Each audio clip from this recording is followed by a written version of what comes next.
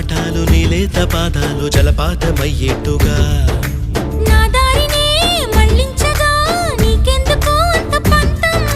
మంచేతిలో ఉంటే కదా ప్రేమించడం మానటం